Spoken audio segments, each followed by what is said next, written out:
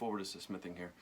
Today I'm going to be removing Fab Defense stock buffer tube castle nut, replacing it with the Hogue collapsible buffer spring and stock kit.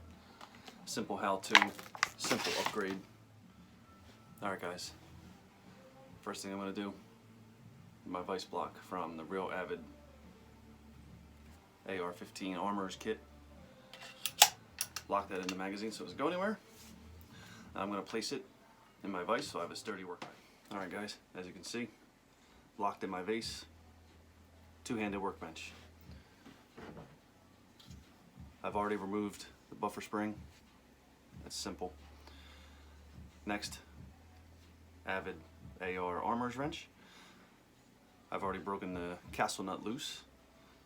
So, first thing, I'm going to back the castle nut off. As you back the castle nut off, keep pressure on your lock. There is a detent spring that is underneath that if you do not keep pressure, the spring will go flying. I know from experience you don't want to lose them. Otherwise you'll lose all tension on your rear takedown pin. So once you have the castle nut backed and your backing plate backed out of the way, I simply unscrew the old buffer tube and stock. And it's off. Just so you guys know what I'm talking about, this right here. This little spring. Make sure that stays in place. Don't want to lose your takedown. Second, take my new buffer tube and stock. Screw my castle nut on. I'll screw it all the way on. Give me plenty of room to work.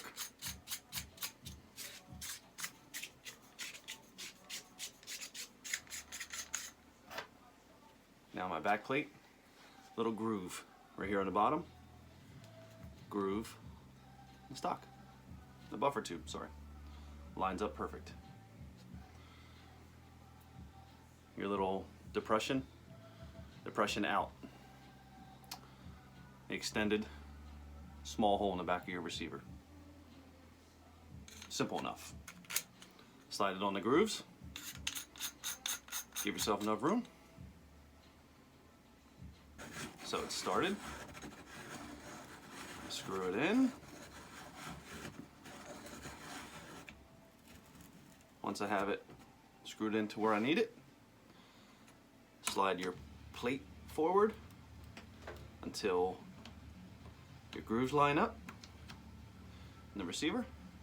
Hold it flush, use your other hand. Turn your castle nut in. Hand tightens fine. Armor's wrench.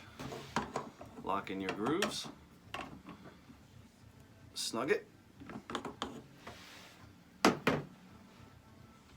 Now, take it off your block. New buffer tube, new stock. Simple.